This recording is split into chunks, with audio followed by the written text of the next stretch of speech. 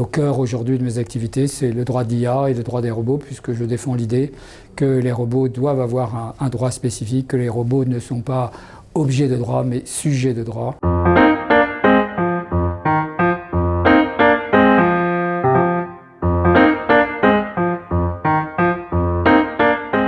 Le cabinet est spécialisé depuis 43 ans dans le droit et les technologies avancées, c'est-à-dire historiquement l'informatique et aujourd'hui l'intelligence artificielle et les robots. Notre ADN, c'est être à la pointe de l'innovation et de construire un droit de demain à partir, dans un premier temps, des droits souples et ensuite de participer parfois à la définition de la règle de droit.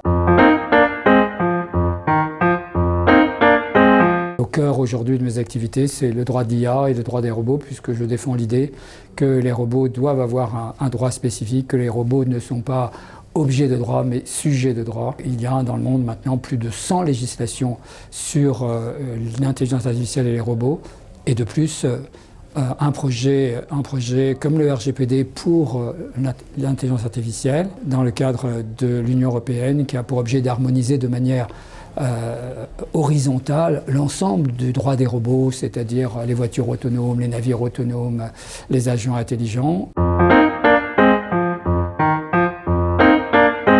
Le Covid a absolument tout changé et devrait entraîner pour notre entreprise un nouveau mode, c'est le mode dual. On a basculé en une semaine, j'étais en position at Watt, c'est-à-dire anytime, any device, anywhere. C'est-à-dire que je n'avais plus de bureau et quel que soit l'endroit, j'étais capable de produire des technologies avancées. Par ailleurs, le cabinet, c'est aussi un réseau mondial implanté dans plus de 30 pays.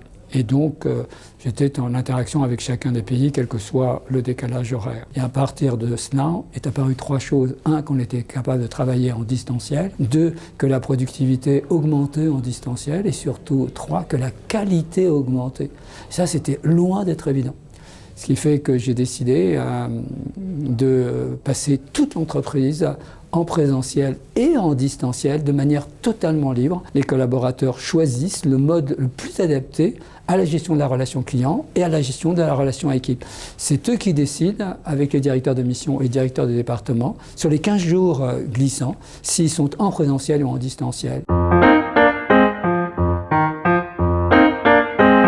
C'est un vrai bonheur d'être dans un domaine et de pouvoir effectivement être reconnu à la fois par ses pairs et puis par les journalistes spécialisés du domaine.